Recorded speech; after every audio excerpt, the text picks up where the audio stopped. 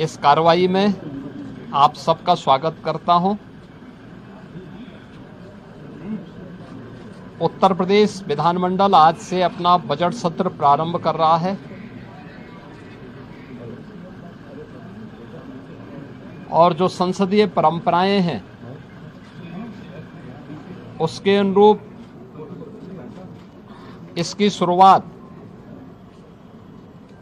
माननीय राज्यपाल जी के अभिभाषण से होगी।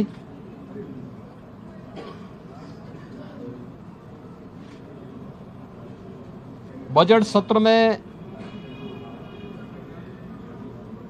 दो महत्वपूर्ण एजेंडे होते हैं। एक माननीय राज्यपाल जी का अभिभाषण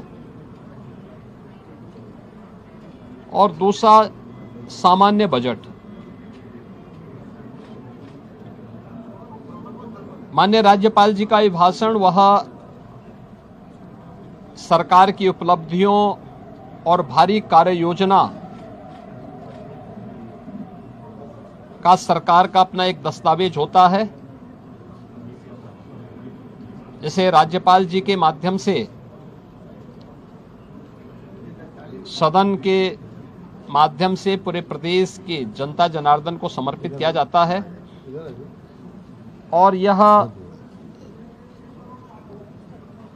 सभी माननीय सदस्य फिर उस पर चर्चा करते हैं।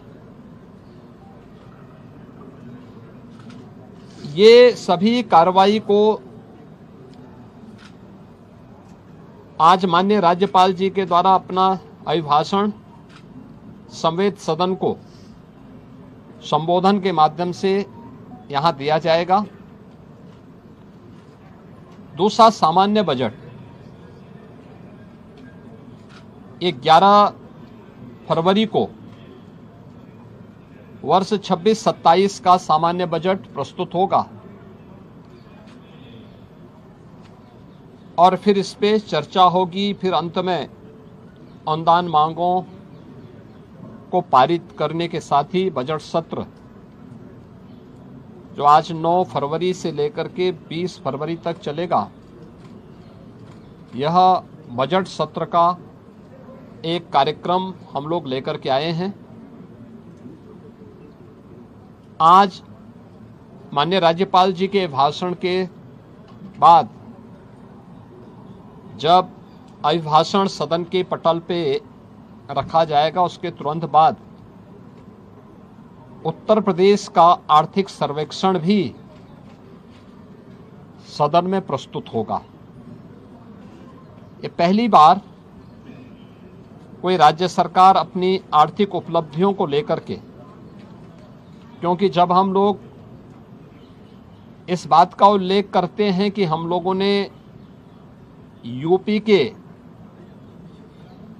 बीमारू पन से इसको उभार करके भारत की इकोनॉमी के ब्रेक थ्रू के रूप में उत्तर प्रदेश को स्थापित किया है, उन सभी कारकों को और उत्तर प्रदेश की इस आर्थिक उन्नयन की इस यात्रा को भी जानने का अधिकार सभी माननीय जनप्रतिनिधियों को और उत्तर प्रदेश की जनता जनार्दन को होना चाहिए। हमने आर्थिक उन्नयन कितना किया है, उत्तर प्रदेश की प्रति व्यक्ति आय में क्या वृद्धि हुई है, एम्प्लॉयमेंट जनरेशन की स्थिति क्या है, उत्तर प्रदेश की वित्तीय प्रबंधन को कैसे हमने लगातार एक विषम परिस्थितियों से उभार करके उत्तर प्रदेश को पिछले 5 वर्ष के अंदर, पिछले 5 वर्ष से लगातार रेवेन्यू सरप्लस स्टेट के रूप में स्थापित किया है। इन सब को लेकर के आर्थिक सर्वेक्षण की रिपोर्ट भी आज सदन में प्रस्तुत होगी और मुझे लगता है कि राज्यपाल जी के भाषण पे चर्चा के दौरान भी और बजट पे चर्चा के दौरान भी सभी माननीय सदस्य के लिए यह रिपोर्ट एक महत्वपूर्ण दस्तावेज होगा अपने डाटा को प्रस्तुत करने के लिए और उस पर चर्चा करने के लिए। वास्तव में विधानमंडल लोकतंत्र का एक महत्वपूर्ण आधार स्तंभ है। यह संवाद से चलता है, कार्रवाई को बाधित करके नहीं। किसी भी माननीय सदस्य को अगर कोई मुद्दा उठाना है तो कार्रवाई को बाधित करने से वह एक प्रकार से जिन मुद्दों को की ओर ध्यान आकर्षित करना चाहता है उन मुद्दों पे को डाइल्यूट करने का प्रयास कर रहा है। हम लोगों ने बार बार कहा है कि सरकार संवाद से समस्या का समाधान पर विश्वास करती है। सरकार हर मुद्दे पे चर्चा परिचर्चा करने को तैयार है।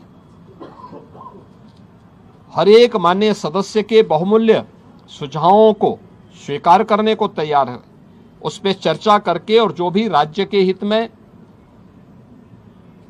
आवश्यक है उस प्रकार का कदम उठाने के लिए तत्पर है, तैयार है।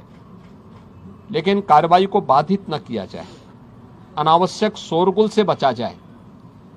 यद्यपि पिछले 9 वर्ष के अंदर उत्तर प्रदेश विधान मंडल में कार्रवाई के नए कीर्तिमान स्थापित हुए हैं और हम विश्वास करेंगे कि बजट सत्र जिस पर पूरे प्रदेश की और देश की भी निगाहें होंगी, इस बजट सत्र को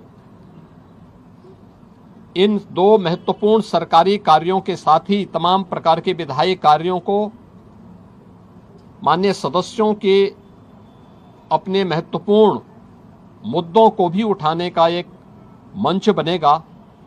इस विश्वास के साथ मैं बजट सत्र के अवसर पर विधानमंडल के सभी माननीय सदस्यों का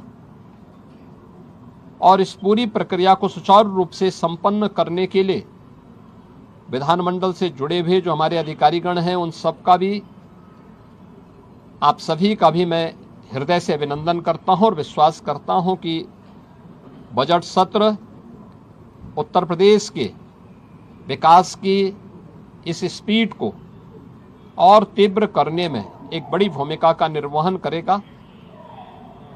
मेरा सभी पक्षों के माननीय सदस्यों से अपील होगी कि हमें विधायिका के सर्वोच्च मंच को जनता जनार्दन से जुड़े हुए मुद्दों पर एक सार्थक चर्चा को आगे बढ़ाने, संवाद से समस्या के समाधान की दिशा में एक नया मार्ग आगे बढ़ाने की दिशा में अपना प्रयास करना चाहिए।